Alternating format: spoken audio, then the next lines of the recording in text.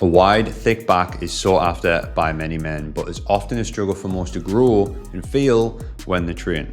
I've been a coach for over 10 years, and during that time, coached hundreds of men such as Lewis, Lee, and Scott to build an insanely good back, taking on average just 120 days. And these are the best back exercises that they all included every single week in their program to build their dream back, and you should too. But before we jump into it, we need to understand the back musculature is unlike other single muscles such as your biceps and your chest. There's so many parts to it, so it's much more complicated, and it's very easy for stronger areas of your back to take over when performing exercises. So I simplify back training into two parts: lats and upper back. And the main difference between the two is your elbow path. The more flared out your elbow is, the more upper back you target. The more tucked in your elbow is, the more lats you target. You hit the whole back in every single back movement, but where your elbow path goes dictates the emphasis on certain muscles. And now that that's established, we need to understand the fundamental principles, what's required to build a big back. The three things that I consider when building a program to build muscle. 1, stability. The more stable you can be, the more direct tension you can apply to the muscle that you want to grow, in this case, your back. 2, the stretch. The stretch is the most hypertrophic or muscle building aspect of the movement that you're trying to perform, so we need to be picking movements that allow you to have a very deep stretch. And 3, ability to overload. We need to be picking movements that's very easy for us to track and progress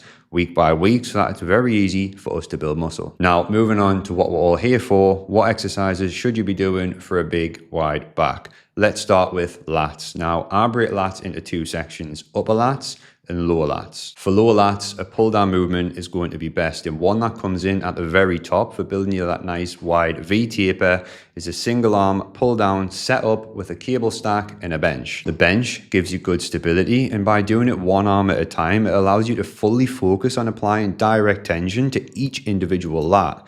You get an insanely good stretch, and the fact that you're using a cable stack makes it so easy to progress. The only letdown to this is in a busy gym, it might not be the most practical, so opting for something such as a traditional pull down where you have a grip where your palms are facing inward and your arms are shoulder width apart, as this will line up perfectly with the lats. Then think about pulling with your elbows, not your hands, driving them down into the back of your hips in an arc-like motion. This will minimize bicep involvement and absolutely slam your lats. Bonus tip here is when you rise up, fully stretch out the lat and sit in that stretch for a second, as well as when you feel on the concentric, so the positive portion of the movement, keep going and do some partial reps as well in the stretch position, so you feel within that position, because that is the most hypertrophic or muscle building aspect of the movement. Then for the upper lats, we have a single arm cable row, by far the absolute best lat movement that you can do. You can do this with two arms together if you're on a time crunch, but I 100% recommend, if you have the time to do it, doing it one arm at a time. As I said earlier, single arm movements give you more stability, allow you to apply more direct tension to the muscle that you're trying to grow,